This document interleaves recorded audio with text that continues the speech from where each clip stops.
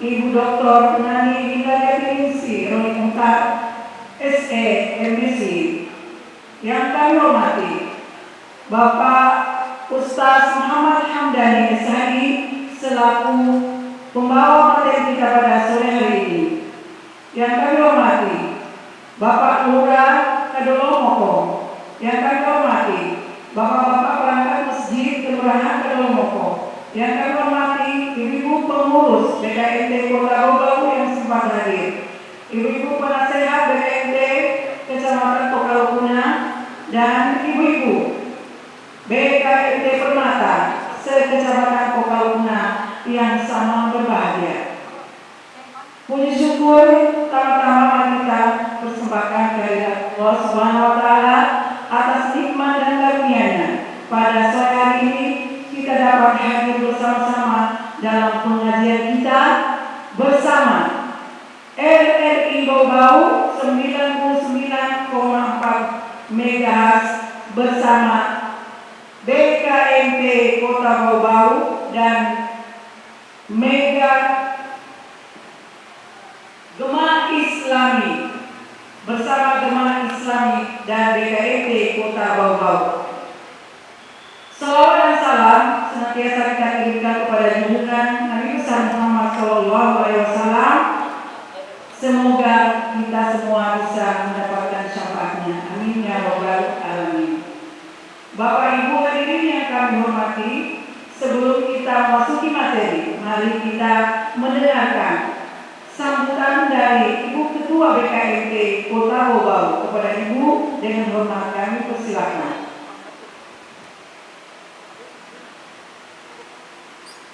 Bismillahirrahmanirrahim. Assalamualaikum warahmatullahi wabarakatuh. Waalaikumsalam warahmatullahi wabarakatuh. Yang saya hormati Bapak Ustaz Hamdani SHI. Beliau pada sore hari ini hadir bersama Badan Kontak Majelis Taklim membawa materi bagaimana hikmah berkorban, keutamaan berkorban, dan pelaksanaannya. Pada sore hari ini hadir pula Bapak Lurah Kadolomoko dan para pengurus Masjid Baku, pengurus atau pengerangkat Masjid Baku Salam Kadolomoko. Terima kasih atas support dan dukungannya. Yang saya hormati ibu-ibu Badan Kontak Majelis Taklim Kota Bau, Kecamatan Tokalukuna beserta jajarannya dan ketua-ketua BKMT Ranting se-Kecamatan Tokalukuna, ada 6 kelurahan. Pada sore hari ini ada sesuatu yang berbeda. Siaran pengajian akan langsung disiarkan oleh Radio Republik Indonesia Kota Bau di 99,4 MHz. Tentu ini adalah sebuah kesyukuran daripada Badan Kontak Majelis Taklim karena mendapat support dari Radio Republik Indonesia. Para ibu-ibu jamaah Badan Kontak Majelis Taklim yang dirahmati oleh Allah dan para pendengar setia Radio Republik Indonesia Kota Bau. Terima kasih. Yang pertama kami ucapkan kepada Radio Republik Indonesia Kota Bau, kepada ibu-ibu Badan Kontak Majelis Taklim Kota Bau, Badan Kontak Majelis Taklim Kecamatan Tokalukuna, Badan Kontak Majelis Taklim Kelurahan se-Kecamatan Tokalukuna. Izinkan saya sebagai ungkapan rasa syukur bagaikan sebuah pantun pergi ke pasar, naik delman, membeli durian yang lagi musim, berkumpul bersama di Darussalam, Badan Kota Majelis Taklim. Naik pesawat landingnya di Halim, pergi ke Jakarta bersama rekan-rekan. Silakan berkumpul ibu-ibu Majelis Taklim yang tinggal di rumah, jangan diabaikan. Ibu-ibu Majelis Taklim pandai bernyanyi sambil menghibur juga berdakwah. Begitu banyak pesan yang diberi dengan qasidah bernilai ibadah. Sekali lagi terima kasih kepada Ibu Hajah Sri Mariam, Ketua BKMT Kecamatan Pukalukuna beserta seluruh jajarannya, para ketua-ketua kelurahan se-Kecamatan Kota Lukuna. Izinkan saya sekali lagi mengucapkan syukur kepada Allah Subhanahu wa Ta'ala. Sebagai ungkapan syukur, saya ingin mengajak ibu-ibu untuk takbir. Allahu Akbar. Badan Kota Majelis Taklim, BKMT. Terima kasih. Wassalamualaikum warahmatullahi wabarakatuh.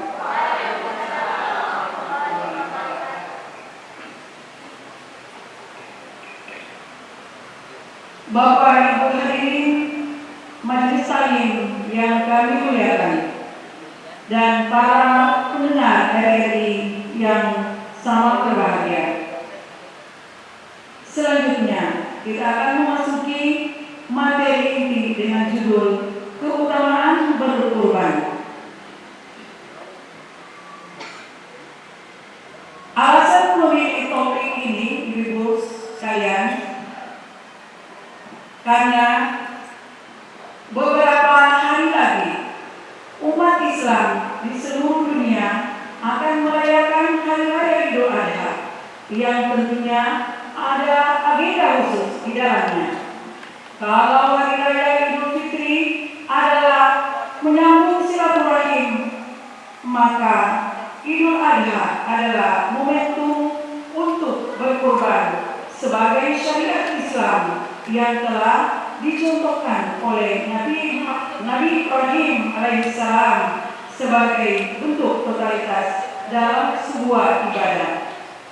Nah, bagaimana hal ihwal dan keutamaan dalam berkurban? Inilah yang menjadi topik kita saat ini, dan mari kita simak penjelasan dari narasumber kita, yaitu Bapak Ustaz Muhammad Hamdani SAI. Kepada Bapak dengan hormat kami persilakan. Bismillahirrahmanirrahim. Assalamualaikum warahmatullahi wabarakatuh. Alhamdulillahirabbil alamin. Alladzi an'amna bi ni'matil iman wal islam. Asyhadu an la ilaha illallah wahdahu la syarika lah wa asyhadu anna Muhammadan abduhu wa rasuluhu la nabiyya ba'da. Allahumma shalli wa sallim wa barik ala sayyidina wa maulana Muhammadin wa ala alihi wa ashabihi ajmain.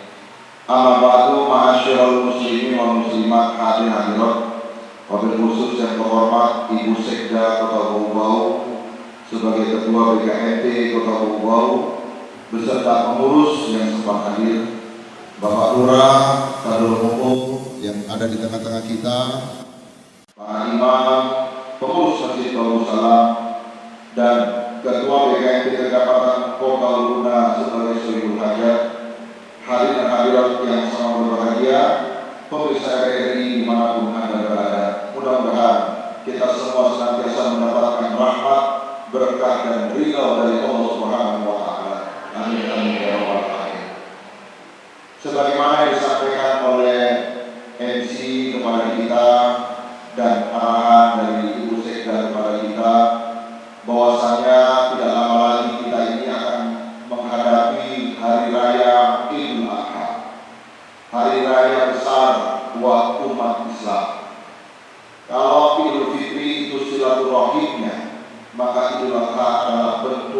pengorbanan sebagai kesejatian hamba yang beriman.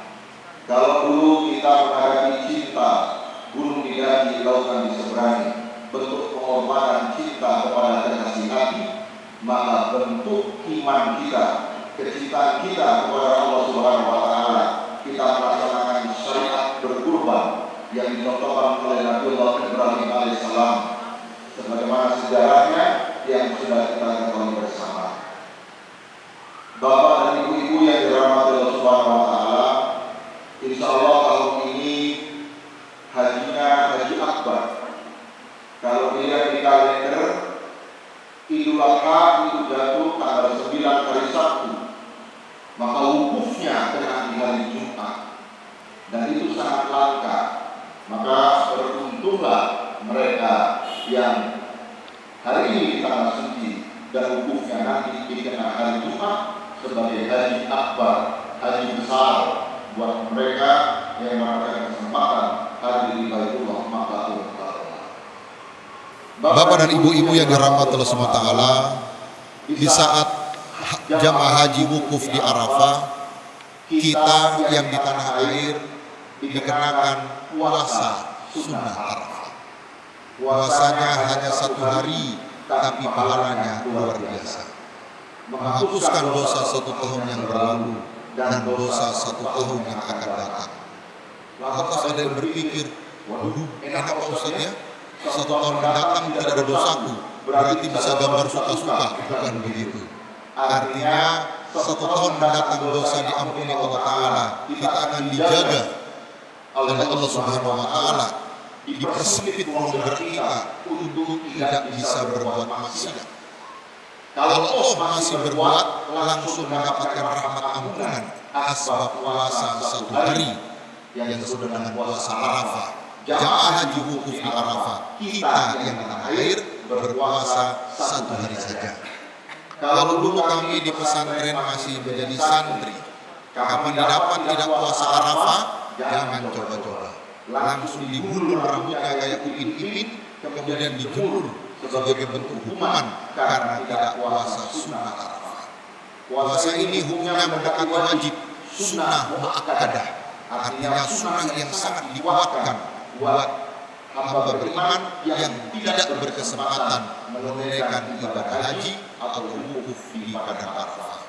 Selanjutnya kita tentu akan melaksanakan sholat Idul Adha, dan setelah selesai sholat kita akan memotong hewan kurban. Hewan kurban ada unta, ada sapi, ada kerbau, ada kambing. Kalau ayam Pak Ustaz tidak termasuk, itu untuk halal saja. Tapi kalau untuk kurban disyariatkan, kalau kita di Indonesia umumnya sapi dan kambing. Hewan kurban inilah yang akan kita persembahkan sebagai bentuk kesejatian iman, bentuk cinta seorang hamba atas syariat Allah Subhanahu wa Ta'ala. Bapak dan ibu-ibu yang dirahmati Allah Subhanahu wa Ta'ala, ketika kita hendak berkorban, maka itu sebuah keutamaan. Karena kurban itu bukan paksaan, la ikraha fiddin, tidak dipaksa orang untuk berkorban. Tapi kalau dia punya kemampuan, itu luar biasa dan akan diberkahi hidupnya sepanjang tahun ia jalani. Itulah sebab kalau memang kita niat untuk berkorban, sisihkan setiap bulan 150.000. Kalau 150.000 bagi 30 berarti 5.000 satu hari. Kalau ibu bisa menyisihkan, insya Allah setiap tahunnya kita bisa berkorban patungan sapi. Karena harga sapi hari ini mengikuti naiknya pajak, jadi sapi juga ikut naik sebagaimana harga-harga yang naik. Jamaah majelis taklim yang dirahmati Allah Subhanahu wa Ta'ala, hewan kurban tentu ada ketentuan-ketentuan di dalamnya. Sehat, yang sekarang lagi viral di TV, penyakit kuku dan mulut. Artinya itu bagian juga menjadi perhatian agar tidak memilih hewan kurban yang cacat, yang tidak sehat. Karena itu tidak layak untuk dikorbankan. Bagaimana Ustaz, saya punya kambing tapi telinganya dia terlipat sebelah, itu juga bagian daripada zakat, tidak layak untuk korban. Dan hewan kurban itu punya ketentuan usia. Kalau kambing minimal usia 2 tahun kambingnya.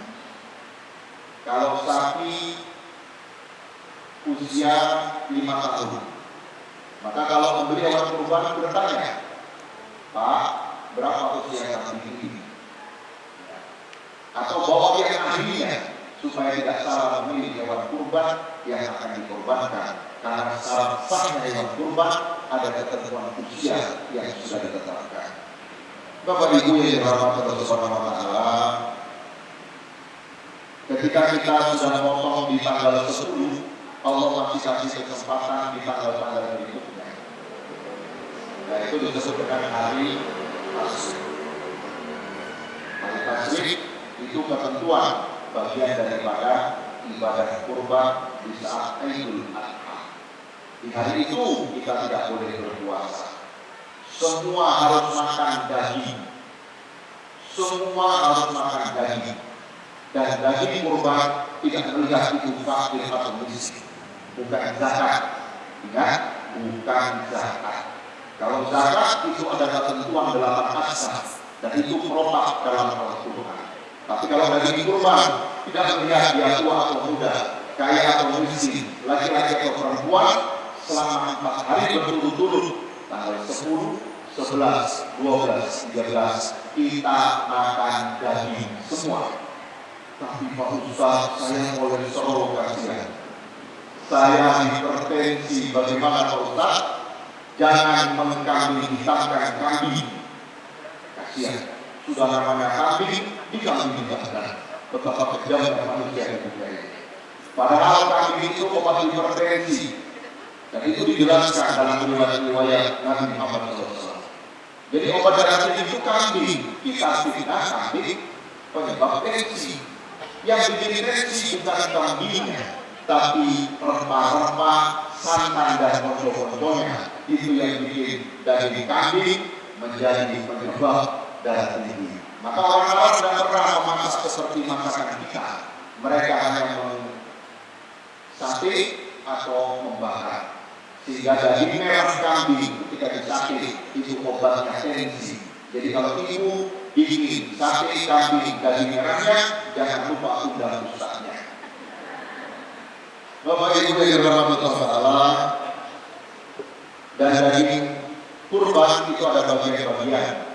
Artinya kita tidak, misalnya kita kurban kambing 1 ekor, bukan 1 ekor itu semua. Bukan. Ada bagian yang sudah ditentukan oleh syariat kembali kepada kita. Karena apa? Kita dikehendaki juga untuk makan daging. Mungkin itu sedikit pengantar. Nanti kalau ada tanya jawab dipersilakan. Assalamualaikum warahmatullahi wabarakatuh. Ya, baik, terima kasih Pak Ustaz. Itulah tadi penjelasan dari narasumber kita pada sore hari ini. Dan untuk selanjutnya, tentu ibu-ibu banyak yang ingin untuk bertanya untuk lebih luas lagi pengetahuan kita, maka kami akan membuka pertanyaan dari perwakilan masing-masing kelurahan. Kami persilakan mungkin dari kelurahan yang paling jauh. Kami persilakan dari Kelurahan Sukanareo.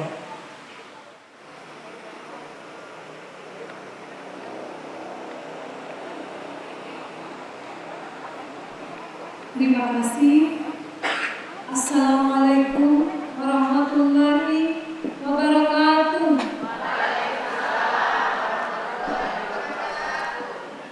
Perkenalkan, saya dari Majelis Taklim Kelurahan Sukanareo, Kecamatan Tukalukuna, ingin bertanya nama Ibu Hervina dan akan bertanya kepada Pak Ustadz.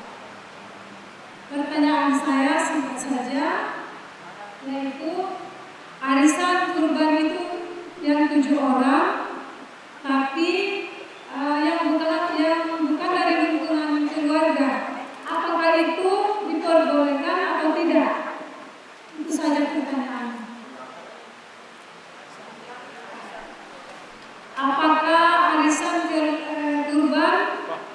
yang 7 orang, tapi bukan dari lingkungan keluarga, diperbolehkan atau tidak?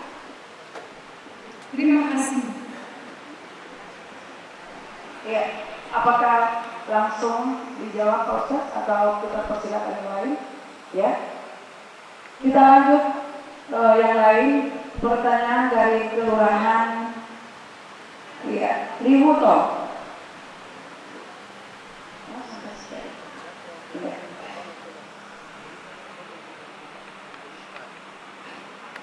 Kelurahan Lihuto.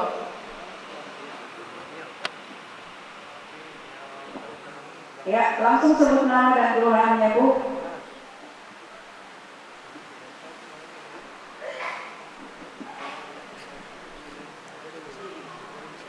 Bismillahirrahmanirrahim. Assalamualaikum warahmatullahi wabarakatuh. Terima kasih atas kesempatan yang diberikan. Nama saya Ibu Harvina dari BKMT Permata Kelurahan Lihuto, Kecamatan Kokaluna, Kota Bau-Bau. Saya ingin bertanya tentang manakah yang lebih utama, menyembelih sendiri hewan kurban atau diwakilkan? Itu saja pertanyaan dari saya. Assalamualaikum warahmatullahi wabarakatuh. Waalaikumsalam warahmatullahi wabarakatuh. Ya, selanjutnya kita beri 3 ya, 3 penanya, kemudian kami dengan kelurahan, 3 kelurahan dijawab oleh Pak Ustaz, nanti dilanjutkan. Jadi yang selanjutnya kami persilakan dari kelurahan Lakolgo.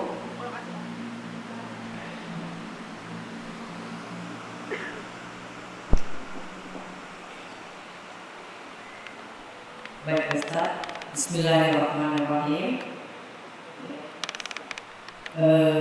Assalamualaikum warahmatullahi wabarakatuh. Waalaikumsalam warahmatullahi wabarakatuh. Baik, saya dari Kelurahan Lakolgo. Pertanyaannya begini Pak Ustaz. Ketika saya atas nama Zuhairia, anggota BKMT dari Kelurahan Lakolgo.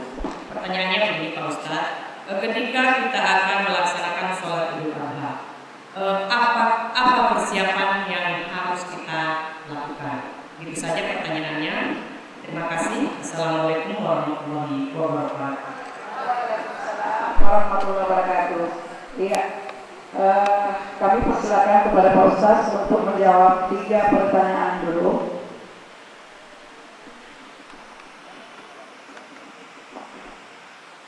Alhamdulillahirrahmanirrahim. Pertanyaannya luar biasa.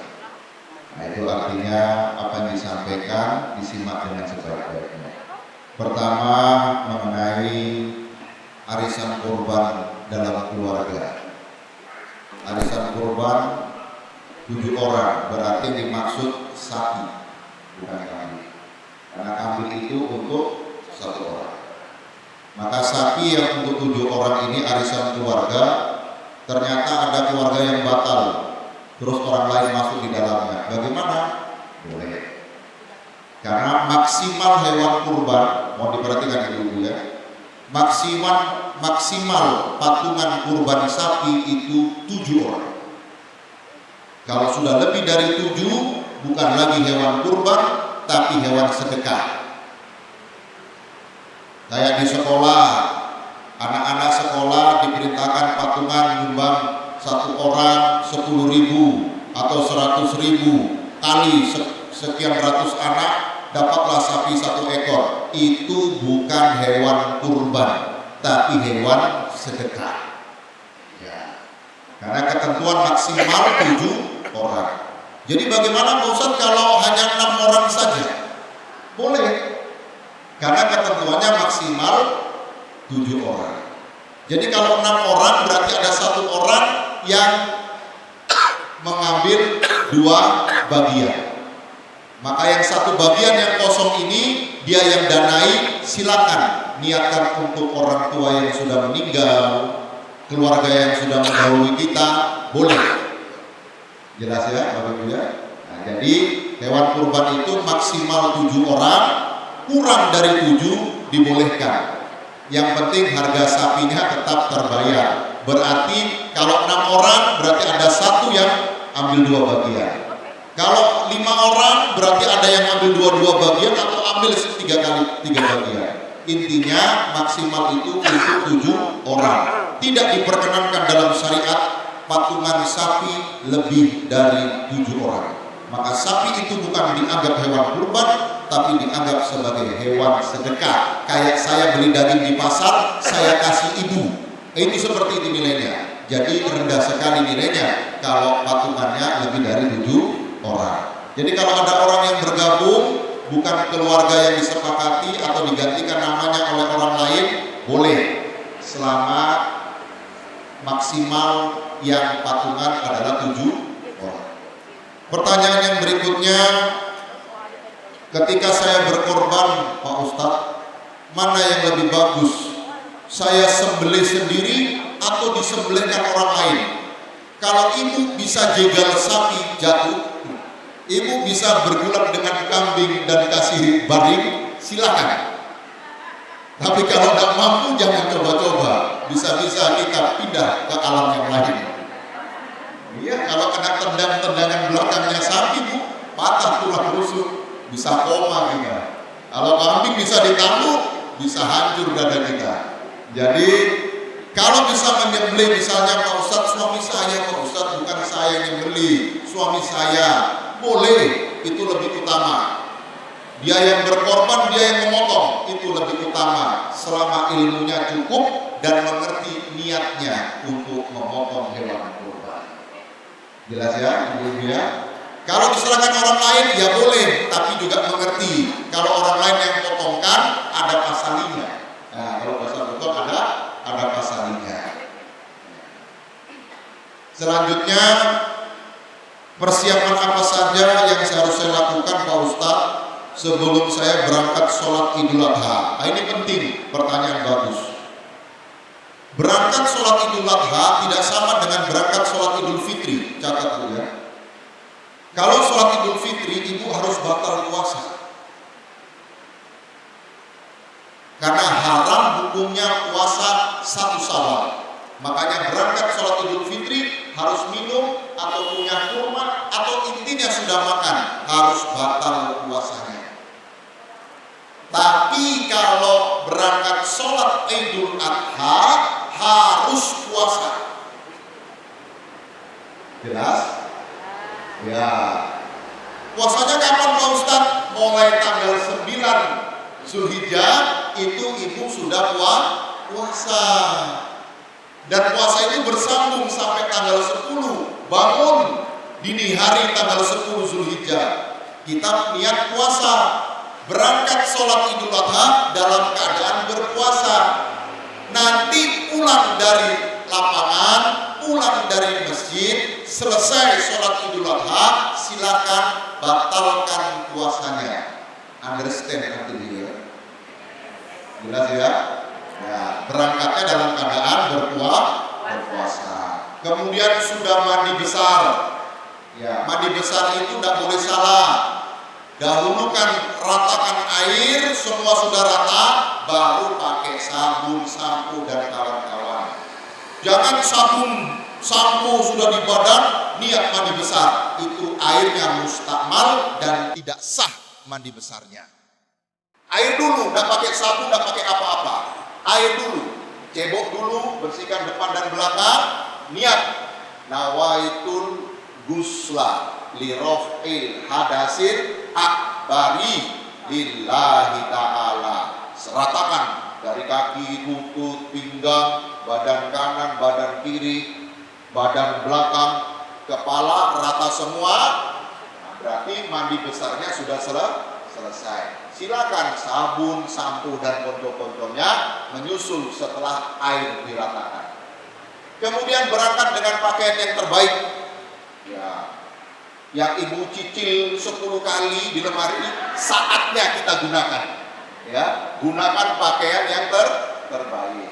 Kalau dandan standar saja, nggak usah menor-menor. Ya, standar saja.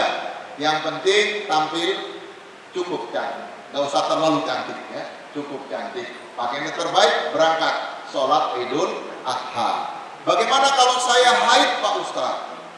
Kalau ibu haid tidak jadi masalah, tetap berangkat. Apa saya mandi? Nggak usah, wudhu saja. Berangkat, duduk mendengarkan khutbah. Karena mendengarkan khutbah Id itu sunnah muakkadah, mendekati wajib. Bahkan perempuan haid sekalipun harus hadir di tanah lapang mendengarkan khutbah yang disampaikan khotib di saat pelaksanaan sholat Idul Adha. Pulang dari masjid baru kita memotong hewan kurban. Sampai di sini jawabannya, mungkin ada yang lain, dipersilakan. Iya, Ibu sudah jelas yang 3 tadi. Pendengar RRI dan ibu-ibu BKMT yang sama berbahagia, sebelum kita lanjutkan pertanyaan kita saksikan penampilan dari ibu-ibu Majelis Taklim Kelurahan Kadolomoko dengan sholawat Maluku. Kepada ibu kami persilakan.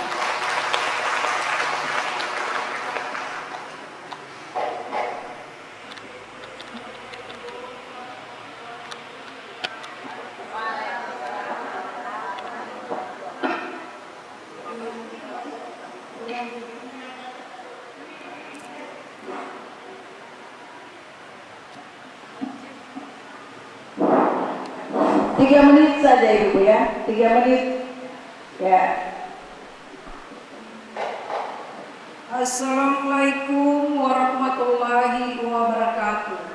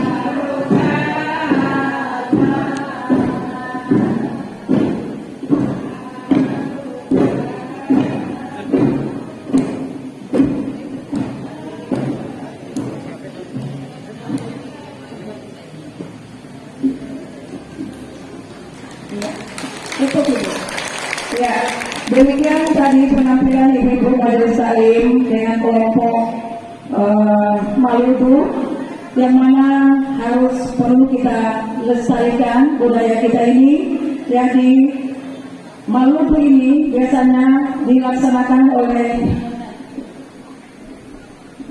masyarakat kita di Kupang ini adalah untuk kegiatan syukuran ataupun memperingati Maulid yang baru mengambil pertama, seperti itu, dan mungkin hal-hal syukuran yang lainnya. Terima kasih kepada Ibu. Kami mungkin sebentar akan kita lanjut dengan yang lain lagi. Selanjutnya kita akan melanjutkan pertanyaan kita, masih 3 lagi. Kita akan persilakan dari Kelurahan Waduruma kepada Ibu. Kami persilakan. Waduruma.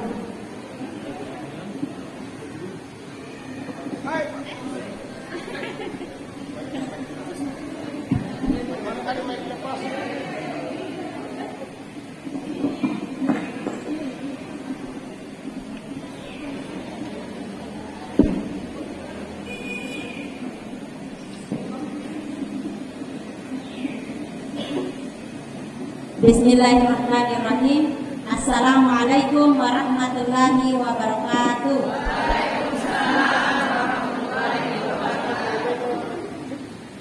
Saya dengan Ibu Wangge, perwakilan dari BKMT Permata Kelurahan Waduruma, Kota Bogor.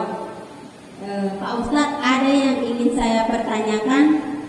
Apabila saya berkurban, sudah ada hewan yang saya persiapkan, tetapi apakah sebelum berkurban itu saya sendiri, adakah hal-hal yang saya lakukan atau adakah hal-hal yang perlu saya tidak lakukan, dan dari waktu kapan saya tidak melakukan hal-hal apabila ada yang dilarang sebelum saya melakukan kurban. Demikian pertanyaan yang saya bisa tanyakan. Billahi taufiq wal hidayah. Wassalamualaikum warahmatullahi wabarakatuh. Selanjutnya kami persilakan Kelurahan Kadolo Moko.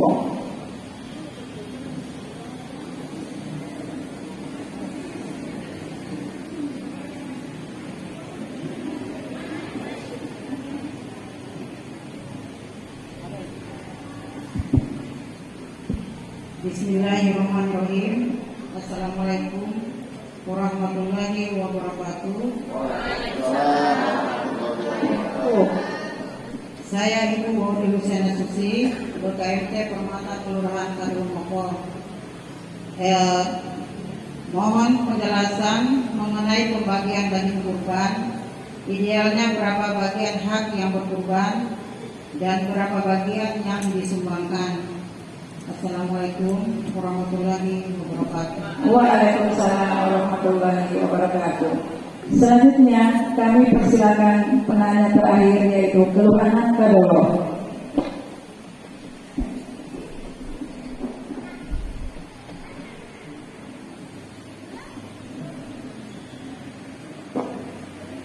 Bismillahirrahmanirrahim. Assalamualaikum warahmatullahi wabarakatuh. Saya dengan Ibu Mawati dari BKMT Permata Kelurahan Kadolo ingin bertanya kepada Pak Ustadz. Yang ingin saya tanyakan Pak Ustadz, apakah bisa kita melaksanakan kurban sebelum kita melaksanakan akidah, ataukah bisa dilaksanakan bersamaan dalam satu sholat kurban? Nah, terima kasih bisa dipertanyakan Pak Ustadz.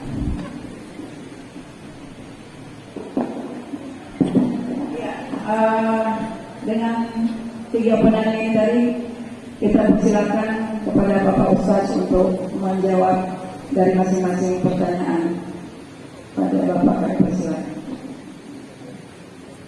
Alhamdulillahirrahmanirrahim. Ini pertanyaan yang bagus-bagus lagi. Pertama tadi, adakah ketentuan-ketentuan yang harus dipenuhi bagi orang yang berkurban? Alhamdulillah, ini perlu diingat semua ya. Ada yang di sini ikut berkorban tahun ini, angkat tangan. Angkat tangan. Yang ikut berkorban tahun ini, entah patungan sapi atau beli kambing. Nah, bagi yang ikut berkorban mohon didengar dengan baik. Kita yang ikut dalam kurban, ada ketentuan yang dijelaskan dalam hadis riwayat Muslim, bahwasanya hamba-hamba Allah yang berkorban mulai tanggal 1 Zulhijjah sampai tiba tanggal 10 Zulhijjah atau sampai hewannya dipotong, maka sepanjang waktu itu ibu-ibu, bapak-bapak di rumah atau anggota keluarga yang ikut bagian orang-orang yang berkurban tidak boleh potong kuku, tidak boleh potong rambut, walaupun hanya sekadar merapikan pun tidak boleh. Tapi Pak Ustadz, bapak di rumah sudah gondrong kumisnya, biarkan sampai nanti selesai dipotong hewan kurbannya, baru boleh merapikan dirinya. Jelas ya ibu ya? Saya bacakan teks asli hadisnya yang diterjemahkan. Jika masuk bulan Zulhijjah dan salah seorang dari kalian ingin menyembelih kurban, maka hendaklah ia tidak memotong sedikit pun. Jelas ya? Tidak memotong sedikit pun dari rambut dan kukunya. Hadis riwayat Muslim, hadis sahih. Ya, jadi buat ibu-ibu dan keluarga-keluarga di rumah yang ikut berkurban, mulai tanggal 1 Zulhijjah kita tidak boleh memotong kuku, tidak boleh memotong rambut. Pertanyaannya, Pak Ustadz, kapan tanggal 1 Zulhijjahnya itu? Ya, kalau dilihat pada kalender 10 Zulhijjah atau hari raya Idul Adha itu tanggal 9 Juli, hari Sabtu. Kalau lihat di kalender, maka dihitung mundur ke depan, tanggal 1 Zulhijjahnya berdasarkan kalender jatuh tanggal 30 Juni. Ya, jadi mulai 30 Juni buat bapak ibu yang ikut berkorban, mohon maaf, tidak boleh potong kuku, tidak boleh potong rambut. Jadi kalau mau potong, boleh sekarang, silakan potong memang. Ya, rapikan memang.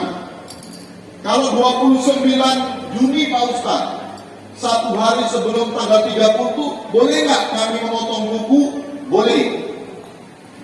Intinya tanggal 30 sampai 9 Juli tidak boleh potong rambut, tidak boleh potong kuku sampai hewan kurbannya sudah dipotong. Kalau hewan kurban kita sudah dipotong, berarti kita sudah boleh memotong kuku, boleh memotong rambut. Jelas ya Bapak Ibu ya? Maka buat yang berkorban diingat memang, lingkari kalender. Ya, tanggalan di rumah dilingkari pakai spidol merah. Dilarang potong kuku, dilarang potong rambut. Ya, sampaikan sama suami juga. Mungkin ada suami yang cambangnya itu tiap hari cukup 2 kali barangkali.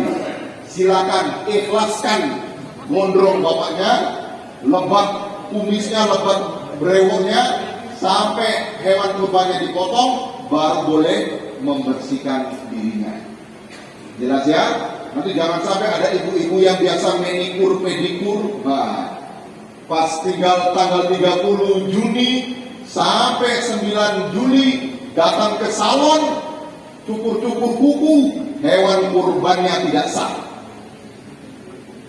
Hati-hati ya, hewan kurbannya tidak sah gara-gara kita memotong kuku, memotong rambut. Dijaga dengan baik. Selanjutnya pertanyaan yang kedua, Pak Ustadz, kalau kita berkurban, apakah daging kurban itu disumbangkan semua atau juga ada bagian untuk kita Kalau ada, berapa bagian-bagian itu? Nah, tadi di awal sudah disinggung. Ketika kita berkorban, kambing contoh. Kambing ya, contoh. Kita hewan kurban kambing 1 ekor. Nah, ini kambingnya. Ketika kambing ini sudah dipotong, 1/3 kambing milik yang kurban. 2/3 badan kambing disumbangkan. Jelas? Karena perintahnya semua makan daging. Pak Ustadz, ini daging kurban saya sumbangkan, tapi saya kecewa Pak Ustadz. Kenapa Bu? Itu tetangga sebelah rumah orang nggak mampu Pak Ustadz. Saya kasih bagian hewan kurban itu. Bahkan yang saya 2/3 yang disumbangkan itu Pak Ustadz, semuanya 2/3 saya kasihkan semua sama yang bersangkutan. Tapi ternyata dia jual Pak Ustadz. Dia jual dagingnya.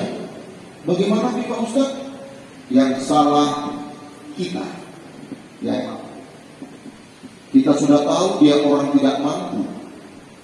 Kita kasih daging kurban, tapi tidak kasih minyak tanahnya. Ibu nak kasih uang untuk beli bumbunya. Ibu nak kasih kelengkap-kelengkapannya. Memangnya tetangganya ibu itu macan, dikasih daging langsung dikoyak-koyak? Kan tidak, butuh dimasak, butuh minyak tanah, butuh minyak goreng, butuh rempah-rempah, butuh bumbu. Kalau ingin menyumbangkan daging kurban yang kita sudah niatkan, lengkapi dengan uang yang untuk melengkapi supaya hewan itu atau daging itu tidak dijual. Seringkali Bapak Ibu saya dapatkan, sebagaimana Bapak Ibu punya pengalaman, daging-daging itu dijual murah di bawah harga pasar. Karena apa? Untuk apa Pak Ustadz? Kami tidak punya uang. Masa kami tidak ada uangnya? Daripada dia busuk Pak Ustadz, kulkas kami juga tidak ada. Lebih baik saya jual saja 1 kantung 50.000, yang penting dapat uang. Siapa yang rugi? Kita sendiri orang yang berkorban. Maka kalau berkorban, lengkapi dengan uang untuk beli bumbunya. Selanjutnya, Pak Ustadz, bagaimana kalau saya niat berkorban sekaligus niat akikah? Maksudnya saya beli kambing untuk akikah, saya beli juga kambing untuk korban. Mubazir. Hukumnya mubazir. Ya. Karena kurban hari itu semua makan daging. Nah, kalau kita akikah, tunda dulu selesai kurban atau sebelum kurban, supaya makna daripada hewan kurban tidak bercampur pemahaman dengan makna akikah. Sebab akikah dengan kurban beda. Di mana bedanya? Kalau hewan kurban disumbangkan mentah, halo, jelas? Disumbangkan mentah. Kalau hewan akikah disumbangkan sudah masak, tinggal disantap. Makanya jangan dicampur adukkan, nanti merusak pemahaman. Lebih baik dikeluarkan sebelum datang saat kurban atau selesai hari tasyrik, baru kita akikah. Hewan akikah, 1 laki-laki, anak laki-laki berapa kambing? 2 kambing. Perempuan berapa kambing? 1 kambing. Ini ada kejadian. Ibu-ibu majelis taklim. Kebetulan yang 1 anak laki-laki 2 kambing.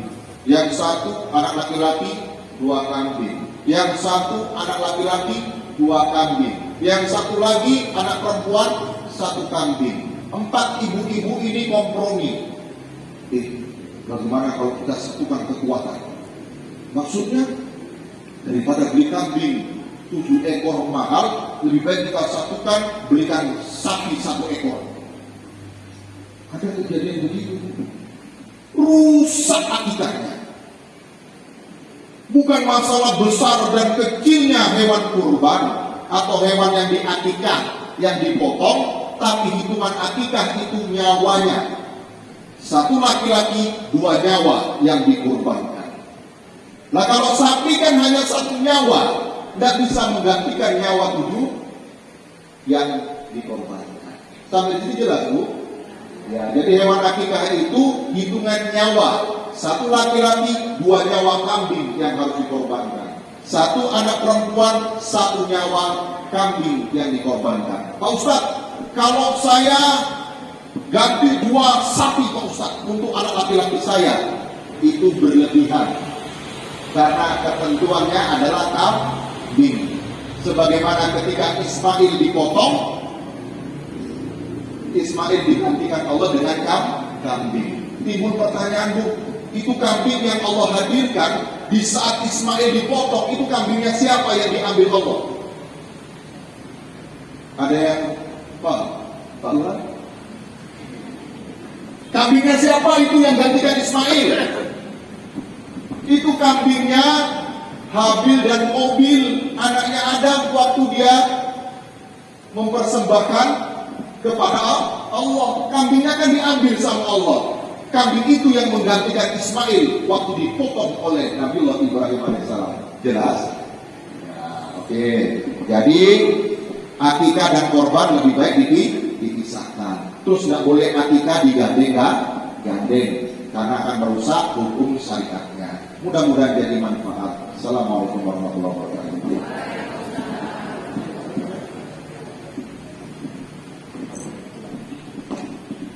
Ini demikian tadi pertanyaan dari 6 kelurahan. Ini ada permohonan mau bertanya dari BKIP Kota Bogor. Bapak silakan. Singkat.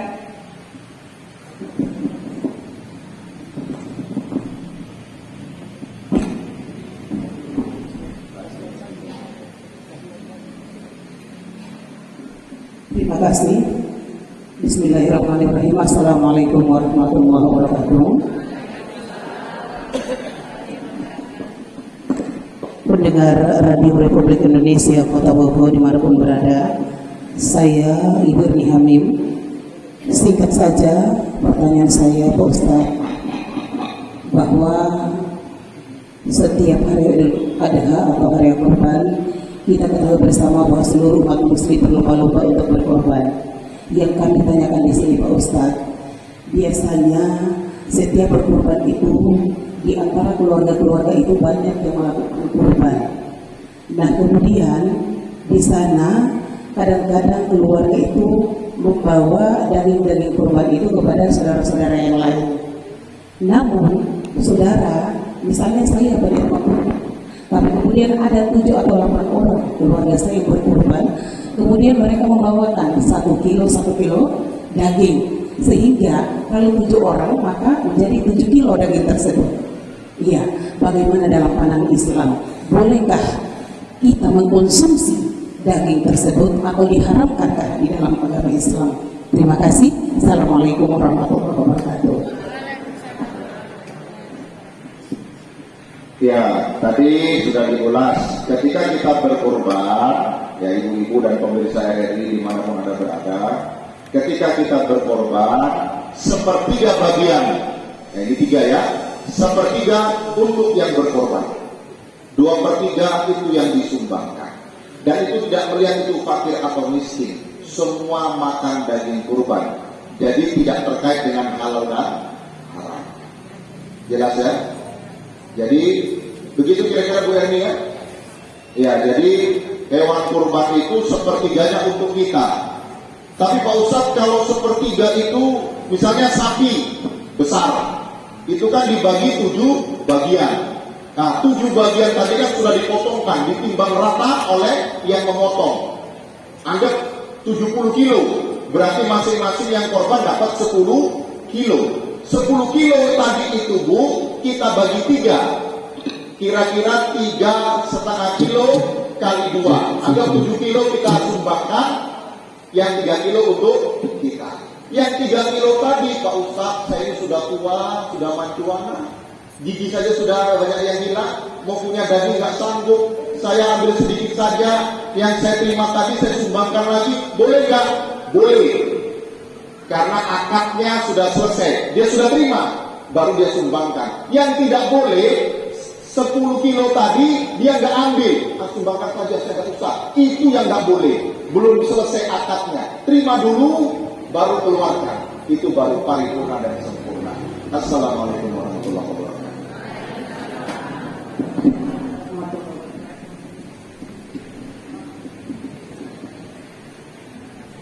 Pendengar RRI yang kami muliakan,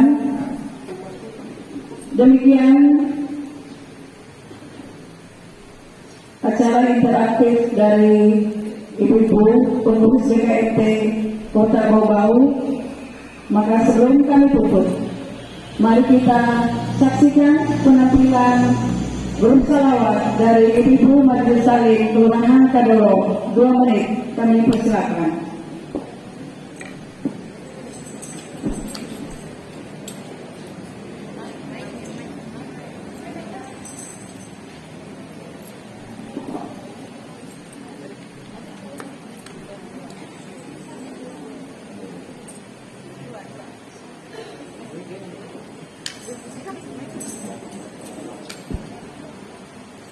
Assalamualaikum warahmatullahi wabarakatuh.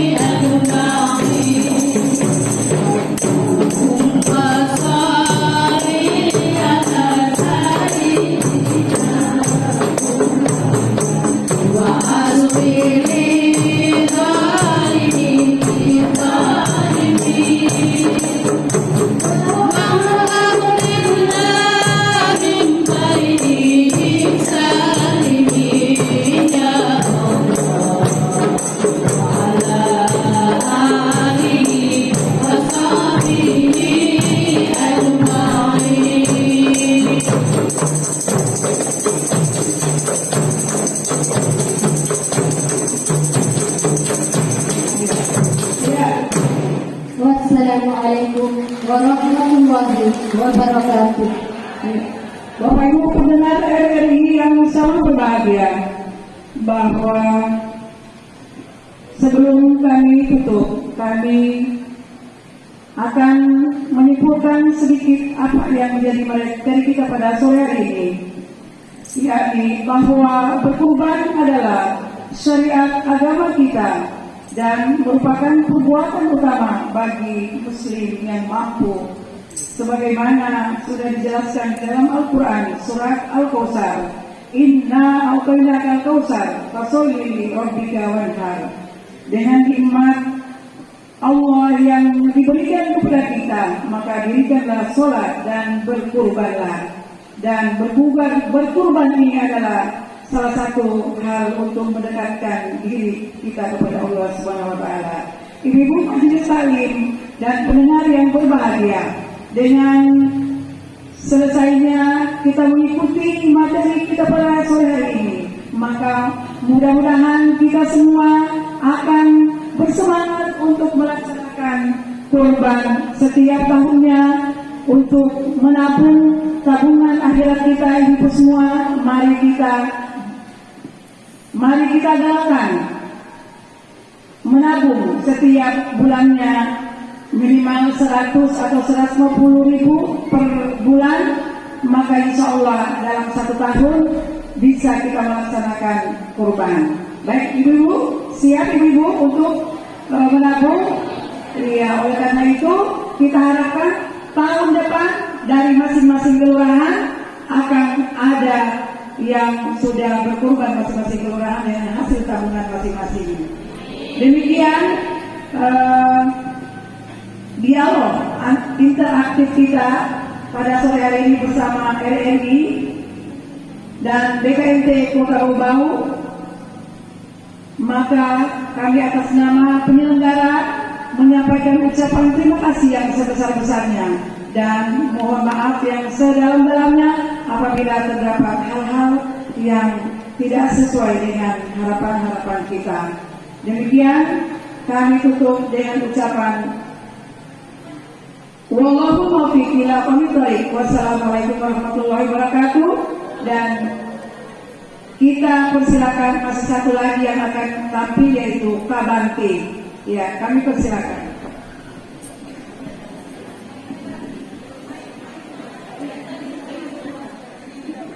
Ya, ibu-ibu jangan dulu ada yang bubar karena kegiatan kita akan kita lanjutkan dengan acara istirahat. Ya, acara istirahat nanti bisa kita isi dengan pembacaan doa atau kita menampilkan hal-hal yang lain. Terima kasih. Sudah gabung nanti yang pertama sama aja. 1 jam lebih. Apa?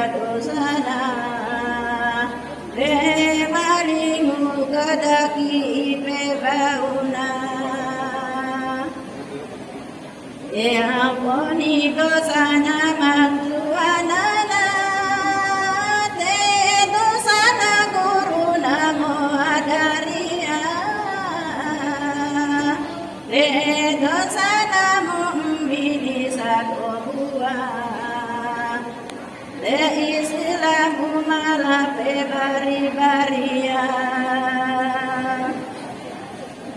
Assalamualaikum warahmatullahi wabarakatuh.